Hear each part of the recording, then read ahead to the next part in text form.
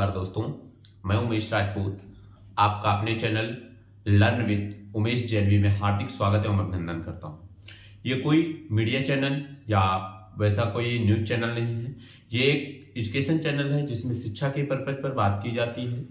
लेकिन आज एक ऐसी बात को लेकर मैं आया हूं, जैसे श्री कृष्ण ने कहा था, बस कर्म तुम्हारा कल होगा, अगर कर्म में अगर सच्चाई है तो कर्म कहाँ निष्फल होगा। हर संकट का हल होगा, आज नहीं तो कल होगा।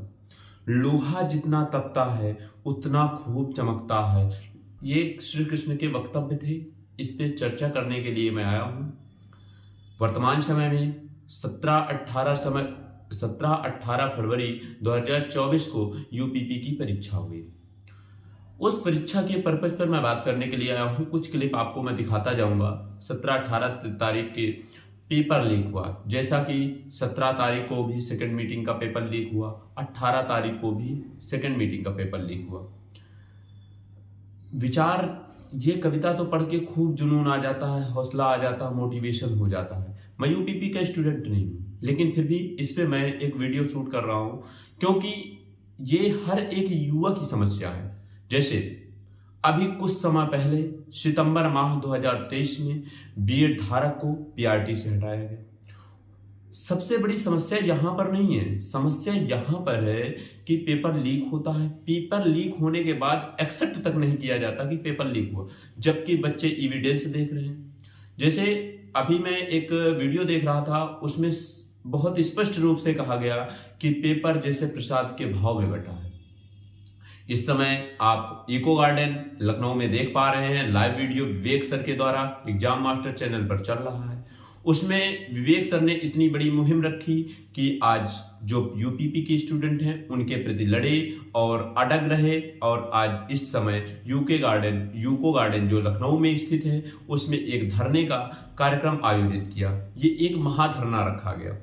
ऐसे ही बीएड में भी हुआ था। लेकिन अब मेरे दोस्तों, मैं एक गुजारिश करने के लिए आया हूं।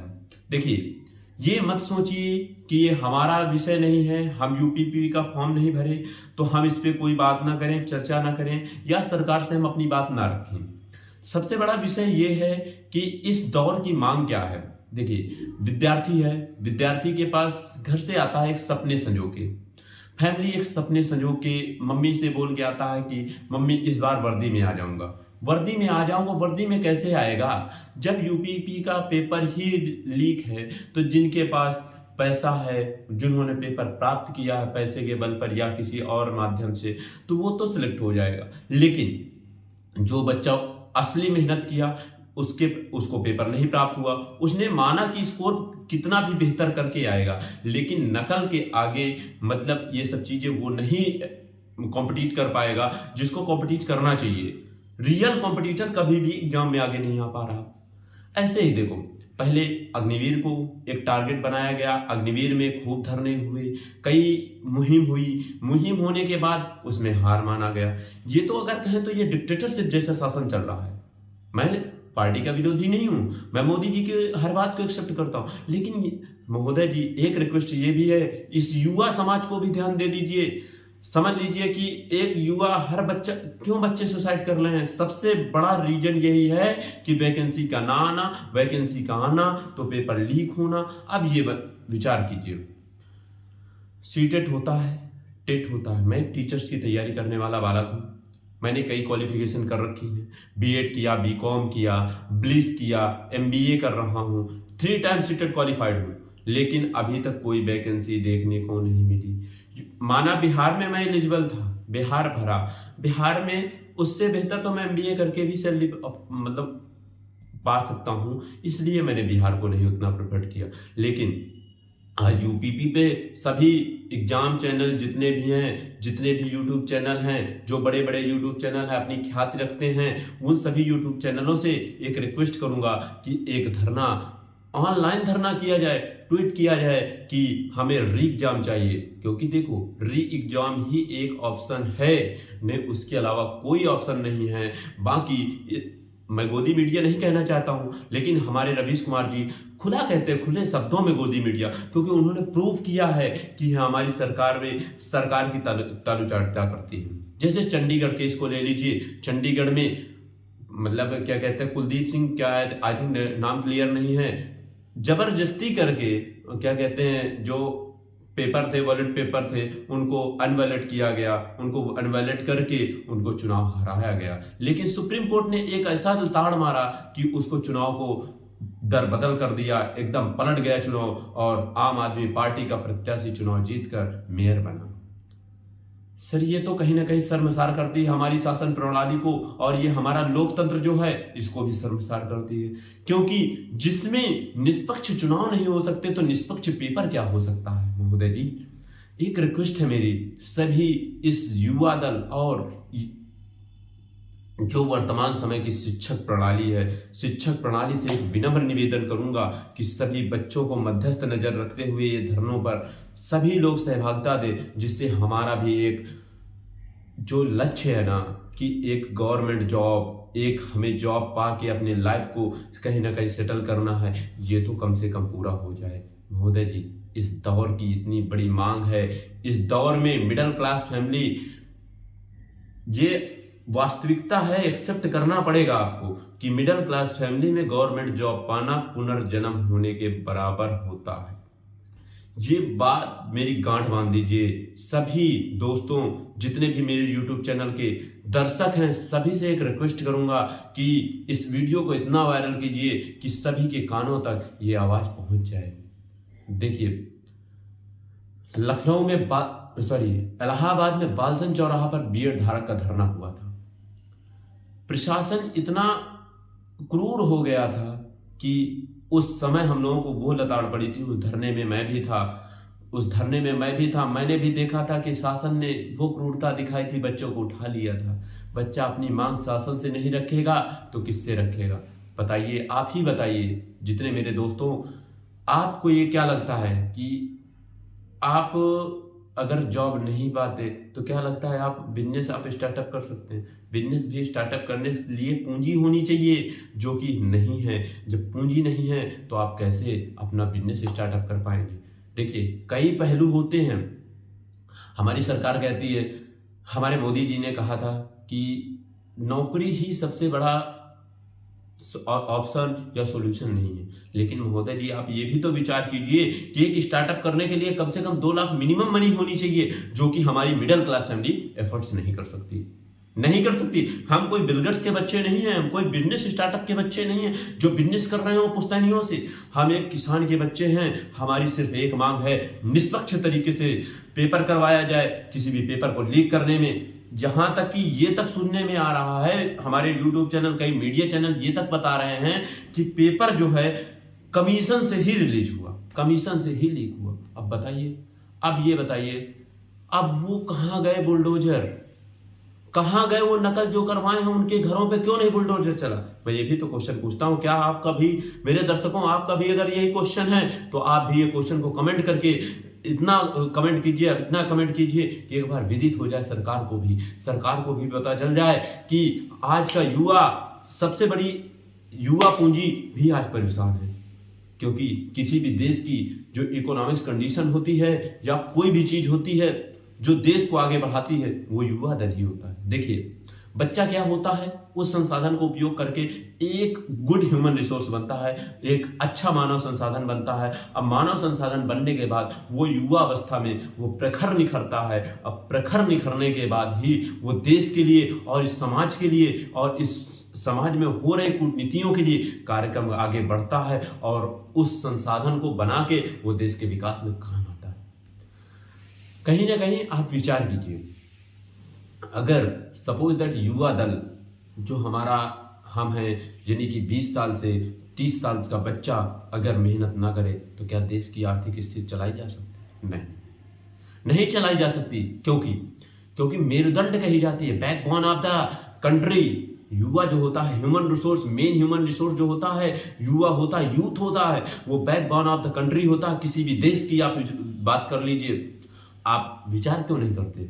सबको विचार करना चाहिए। हमारी सरकार को भी इस विचार करना चाहिए कि हमारे देश में MBA holder, MTech holder, BTech holder, अच्छे इंजीनियर पाए जाते हैं, लेकिन हर एक विदेशी कंपनी के, कहीं सीईओ बने बैठे हैं, कहीं एमडी बने बैठे हैं, कहीं उस मैनेजिंग डायरेक्टर बने बैठे हैं, कहीं कोई हर एक बड़ी कंपनी का ऑफिसर जो है इंडिया है। हमारी सरकार क्यों नहीं विचार करती कि उस संसाधन का भी उपयोग कर सके? उस संसाधन का उपयोग कर सकती है ना? बताइए दोस्तों, कमेंट करके बताइए कि उस संसाधन का उपयोग कर सकती है ना। लेकिन क्यों नहीं कर रही सरकार हमारी? पता नहीं क्या हमारी सरकार की मंशा है, क्या हमारी सरकार चाहती है। हमारी सरकार कहती है आत्मनिर्भर बनो। मेरे दोस्तों, आत्मनिर्भर बनने के लिए भी हमें एक चीज सबसे आवश्यक है, पूंजी। विदाउट पूंजी don't have a possible any business, don't possible without पूंजी, यानी कि without capital don't have startup, don't have make India. जैसे हमारी भारत सरकार कहती है make India, make India, make India. यार दोस्तों, मेरे दोस्तों, अगर आपके पास पूंजी नहीं है तो क्या आप मेक इंडिया में सहभागिता कर सकते हैं? नहीं कर सकते। अब मेक इंडिया में सहभागिता करने के लिए आपको पूंजी कमाने के लिए क्या करना पड़ेगा? जॉब करने के लिए अगर आप फॉर्म भरते हैं तो सबसे पहले आप विचार कर लीजिए, फॉर्म भरने से पहले हर एक बच्चे को, मिडिल क्लास फैमिली या गरीब बच्चे को एक डर होता है कि हर एक बच्चे को डर होता है कि कहीं पेपर ना लीक हो जाए। होता है, आपके साथ भी ये हुआ होगा। यूपीपी का जितना भी बच्चा 50 लाख बच्चों ने फॉर्म भरा था, उनको सबको यही डर था। मैं यही एक कोचिंग में कोचिंग करता हूं और एक कोचिंग में टीचिंग भी करता हूं। उस टीचिंग को, जिसमें टीचिंग करता हूं, उसमें इकोनॉमिक्स पढ़ाता हूं, उस कोचिंग में बच्चों ने कहा था सर कहीं पेपर ना लीक हो जाए। मेरा कोई बहुत बड़ा यूट्यूब चैनल नहीं, लेकिन हाँ, मैं अपने मन की बात अपने YouTube चैनल पर कह रहा हूं। और मेरे दोस्तों, अगर आपका सहयोग रहा तो ये बात सरकार के कानों तक जाएगी। अभी कुमार गौरव सर ने कहा था, अभी जो भारत देश के सबसे बड़े करंट अफेयर्स के टीचर माने जाते हैं, उन्होंने कहा है कि कुछ उनकी लाइनें हैं कि लश्कर भी तुम्हारा होगा, अखबार भी तुम्हारा होगा करके ऐसी कोई लाइनें हैं, उनको उन्होंने व्यक्त किया है। एक मेरे मित्र ने एक कविता मुझको पोस्ट की थी, वो कविता मैं आपको डेडिकेट करूंगा। अब विचार कीजिएगा कि ये कविता क्या कहती है। बहुत जल्द ही वो कविता आपके कानों तक आई, देखिए, सुनिएगा। दिशा दीप्त हो उठी प्राप्त का पूर्ण प्रकाश तुम्हारा, दिशा दीप्त हो उठी प्रकाश का पूर्ण प्रकाश तुम्हारा, लिखा जा चुका अनल अक्षरों में इतिहास तुम्हारा, जिस मिट्टी का लहू पिया है वह फूल खिलाएगी ही, अंबर पर घन छाएगा उच्छाहल तुम्हारा। मतलब उच्छ्वास तुम्हारा। क्या कह रही है? अंबर पर घन बल छाएगी ही, उच्छ्वास तुम्हारा, और अधिक ले जांच देवता इतना क्रूर नहीं है, थक कर बैठ गया क्या भाई मंजिल दूर नहीं। फिर मैं ये लाइन को फिर दोहराऊंगा, लास्ट वाली लाइन को, और अधिक ले जांच देवता इतना क्रूर नहीं है, थक कर बैठ गया भाई मंजिल दूर नहीं है। मेरे दोस्तों, इस लाइन का क्या तात्पर्य है? विचार कीजिए। पेपर लीक हो गया, कोई बात नहीं यार, एग्जाम होगा। एग्जाम के लिए हमने सरकार से गुहार लगाई, हमारे सभी यूट्यूब चैनलों ने सरकार से गुहार लगाई, यहां तक कि भारत देश का बहुत बड़ा यूट्यूब चैनल एग्जाम मास्टर ने भी, जो कि भारत देश में सबसे ज्यादा पिछली बार जीडी में सिलेक्शन देने वाली एजेंसी है, उसने भी गुहार लगाई सरकार से कि एग्जाम। आज इको गार्डन 23 फरवरी 2024 को इको गार्डन में एक महाधरना का आयोजन किया। उसका नेतृत्व करता हमारे विवेक सर, जो कि एग्जाम मास्टर के ऑनर हैं। और क्या कहते हैं रवा करके एक रोजगार विद अंकित करके कोचिंग है, उसने भी एफर्ट किया। गगन सर ने भी, और बड़ी बड़ी जो सेलिब्रिटी हैं हमारे देश की, सॉरी सेलिब्रिटी नहीं कहूंगा उनको कहूंगा, एक बहुत अच्छा शब्द उनके लिए मैंने चूज किया है कि भगवानों के भगवान हमारे गुरु जी, उन्होंने हमारे लिए कम से कम लहर तो लाई, कम से कम चर्चा तो की। यहां तक कि देखो, हम स्टूडेंट सब कुछ नहीं कर सकते, क्योंकि हमारे पास धन नहीं है, हमारे पास कैपिटल नहीं है, हम नहीं लड़ सकते, हम वकील नहीं हायर कर सकते, क्योंकि पेरेंट्स से हमें पैसा मिलता है किस लिए? रूम में रहने के लिए, रेंट देने के लिए। लेकिन हमारी ये कोचिंग एजेंसियां हैं, जिनको हम देकर कुछ पैसा देकर हम पढ़ते हैं, उन्होंने कम से कम हमारे साथ तो हैं। धन्यवाद हमारे सभी यूट्यूब चैनलों का, जिन्होंने हमें ये सहयोग दिया कि आज यूपीपी के लिए लड़े। और कहीं ना कहीं एब्सोल्युटली हमारी सरकार को हमारे अधिकारों के प्रति नतमस्तक होना पड़ेगा, क्योंकि नतमस्तक नहीं होगी तो क्योंकि हमारी युवा पीढ़ी बता देगी कि हम क्या हैं। क्योंकि देखिए बीएड धारक को हटाया गया, कहीं ना कहीं बीटीसी के साथ अच्छा किया गया, विचार करने का विषय है। क्योंकि मैं बीएड धारक हूं तो कहीं ना कहीं सपोर्ट तो देखता हूं, लेकिन कहीं ना कहीं बीटीसी धारक के लिए अच्छा किया गया। लेकिन आप विचार कीजिए कि क्यों पहले ही शामिल किया गया था कि पीआरटी में ना शामिल करते, तो हम भी अपना एक मिशन बना के चलते, हम भी बीटीसी करते, हमें पीआरटी से जो देखना था। आप विचार कीजिए, आप ही विचार कीजिए, जिस बच्चे के पास सब्जेक्ट कॉम्बिनेशन नहीं है, सपोज दैट जो बीकॉम करके आया है बच्चा, उसने बीएड किया, उसका भविष्य क्या हुआ? ध्वस्त हो गया ना। चलिए अभी तक रही स्टूडेंट की बात, मैं इस पर चर्चा किया। अब मैं आगे चर्चा करता हूं इस देश के अन्नदाता किसानों की। मेरे दोस्तों विचार कीजिए कि हमारी मीडिया कहती है कि किसानों के पास आईफोन क्यों है, किसानों के पास बड़ी बड़ी गाड़ियां क्यों हैं। यार सरकार को इस चीज पे प्राउड फील करना चाहिए कि हमारा देश भी आईफोन चला रहा, हमारे देश का किसान जो कि हमारे देश की अन्नदाता कहा जाता है वो आईफोन चला रहा, तो सरकार को प्राउड का विषय है। लेकिन हमारी सरकार उस पर क्वेश्चन मार्क कर रही है, हमारी मीडिया उस पर क्वेश्चन मार्क कर रही है कि किसानों के पास आईफोन कहां से आया।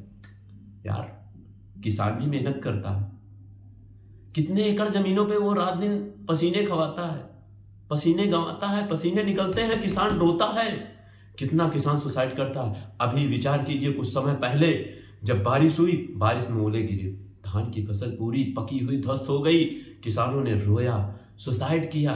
क्या करें? लेकिन मैं कहता हूं सुसाइड करना ही है लास्ट ऑप्शन नहीं, क्योंकि सुसाइड करने के बाद मानता हूं कि आप इस दुनिया से चले जाते हैं, लेकिन हर एक व्यक्ति के पीछे कई लोगों का साया होता है। क्या होता? हर एक व्यक्ति हर इस पृथ्वी के लिए इंपॉर्टेंट है, क्योंकि ह्यूमन रिसोर्स हैं हम।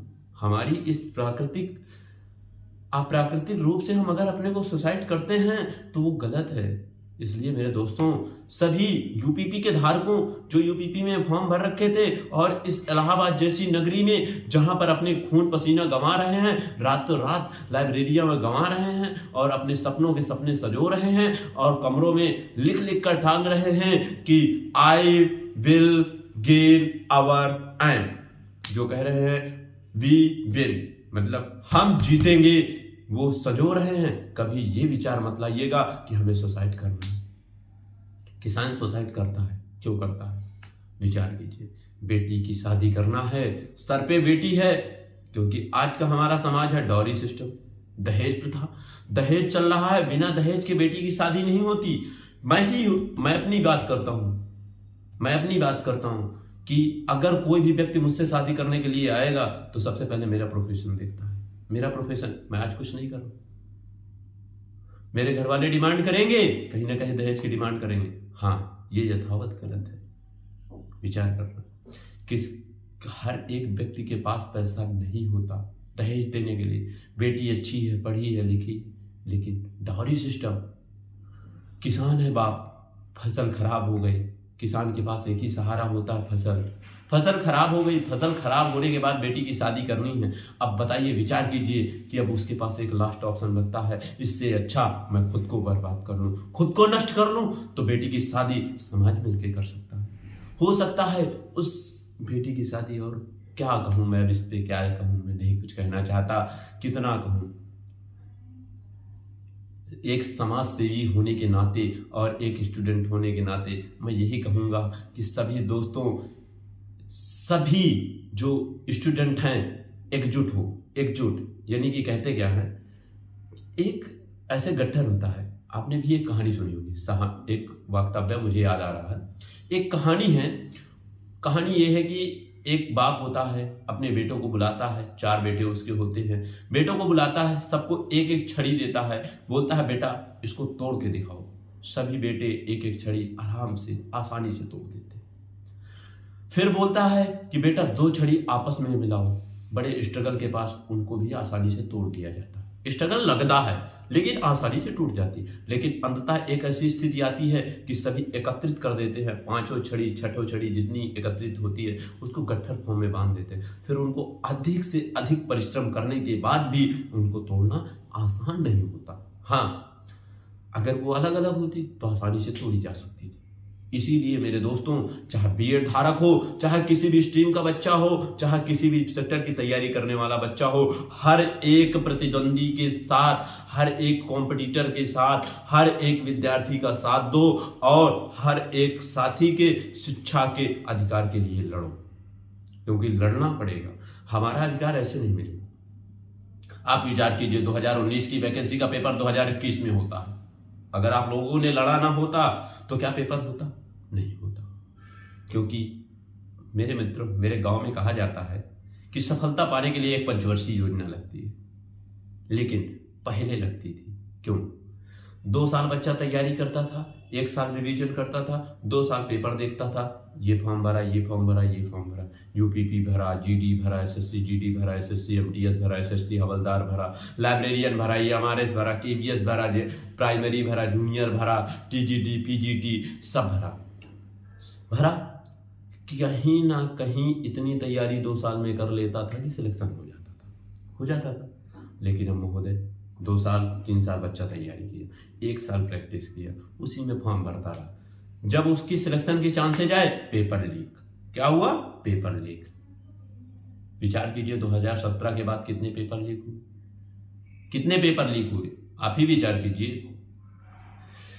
एक हमारे सर हैं रोहित वैद्वान सर, बिहार से हैं, बिलोंग करते हैं बिहार से। टेस्ट सीटर और टीचिंग के लिए सबसे अच्छा प्लेटफॉर्म माना जाता है मेरे अकॉर्डिंग। बाकी आपकी क्या चॉइस है, आई डोंट नो। उन्होंने एक क्वेश्चन उठाया था जब सीटेट का पेपर लीक हुआ था, लेकिन हमारे युवा दल और हमारे स्टूडेंट दल ने क्या बात की? हमारे विद्यार्थियों ने, ये हमारे स्टूडेंट्स हैं, हमारे मित्रगण हैं, सभी ने एक बात कही कि यार मेरा तो निकला ही है, मैं क्यों साथ दूं, मैं क्यों धरने पे जाऊं। मेरे मित्रों, वो भी दौर आवश्यक था। मैं सीटेट क्वालिफाइड हूं, लेकिन सीटेट पर बोलता हूं। क्यों बोलता हूं? क्योंकि इस दौर की मांग है। नहीं बोलूंगा ना तो ये समाज हमारा, ये हमारी सरकार और ये हमारी मीडिया हमको जीने नहीं देगी, हमें अभिनय अधिकार मिलने नहीं देगी। मैं ये बात आप मुझसे लिखवा के रख लीजिए, ये बात मैं कह सकता हूं, आप मुझ पे कुछ भी कर सकते हैं। मैं एक स्टूडेंट हूं, मेरा बोलने का हक है, मैं बोल रहा हूं, अपने यूट्यूब चैनल के माध्यम से अपनी बात रख रहा हूं।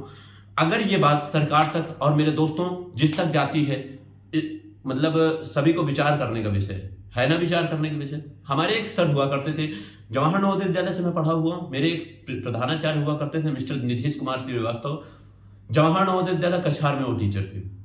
उन्होंने एक लाइन बोली थी, उनका वो टैग लाइन हुआ करता था, जब हौसला बना लिया ऊंची उड़ान का, देखना फिजूल है कद आसमान।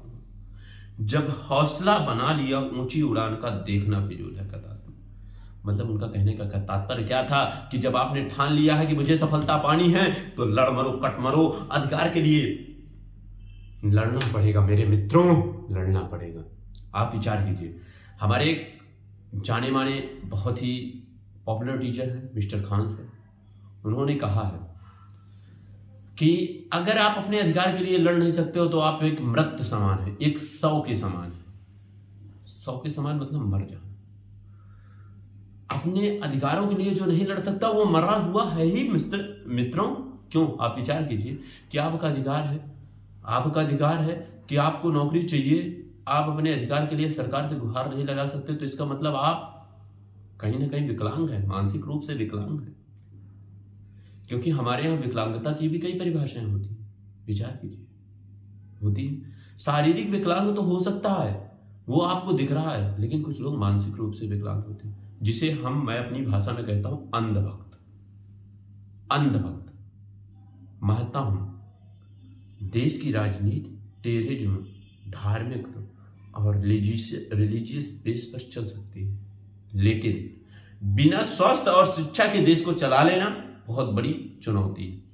हाँ, विचार कीजिए, सोचिए आप खुद कि अगर सपोज दैट इस समाज में शिक्षा जैसी प्रणाली न होती तो क्या हम लोग इतना मॉडर्न हो पाते जो आज 5G के दौर पर जी रहे हैं। आज 5G के दौर पर जी रहे हैं। अगर हमारी शिक्षा और टेक्नोलॉजी न होती, मैं किसी सरकार का सपोर्टर नहीं, लेकिन मैं इस देश की एक सरकार हुआ करती थी, मिस्टर राजीव गांधी शासन चलाया करते थे, उस सरकार का मैं सदैव आभारी रहूंगा। क्योंकि आज जो मैं बोल पा रहा हूं, जो आज इतनी अच्छी शिक्षा लेकर जवाहर नवोदय विद्यालय से मैंने पढ़ के अपनी CS जैसे कंपटीशन को फाउंडेशन फाइट आउट किया, वो सिर्फ नवोदय विद्यालय का श्रेय है, जिसकी स्थापनाकर्ता मिस्टर राजीव गांधी थे। ठीक, मैं सर्वप्रथम उनका आभारी हूं। उसके बाद मैं इस सरकार का भी आभारी हूं, क्योंकि ये सरकार हमारे हर तत्वाधान में साथ है। क्योंकि हमारी सरकार ने कहा 2013 की जो क्या कहते हैं कंपनी लॉ था, ये हमारी सरकार ने इसको अमेंडमेंट किया। अमेंडमेंट करके स्टार्टअप का एक प्रावधान किया। आज लोन हम जितना आसानी से पा रहे हैं, ये लोन सरकार के हम आभारी हैं। इस बात पे कहीं मैं इस चीज को नकार नहीं सकता हूं, लेकिन कहीं ना कहीं विचार करने का विषय है सरकार के सभी कार्यकर्ताओं और सभी कार्यकारिणी समितियों से कि एक बार विचार कीजिए इस युवा पे भी, क्योंकि युवा देश की सबसे बड़ी नींव होता है, मेरुदंड यानी कि बैकबोन ऑफ द कंट्री, सबसे बड़ी नींव होता है युवा। इसलिए विचार कीजिए इस सरकार पे भी। मेरे दोस्तों, मैं यहीं पे अपनी वाणी को विराम देता हूं और सभी मित्रों से एक ही गुहार लगाऊंगा कि सभी लोग एकजुट होकर सभी अपने अधिकारों के लिए लड़ें। भविष्य में आने वाली वैकेंसियों के पेपर ना लीक हों, जैसे ARO का पेपर लीक हुआ, UPP का पेपर लीक हुआ, सीटेट का एग्जाम लीक हुआ, ये पेपर ना लीक हों।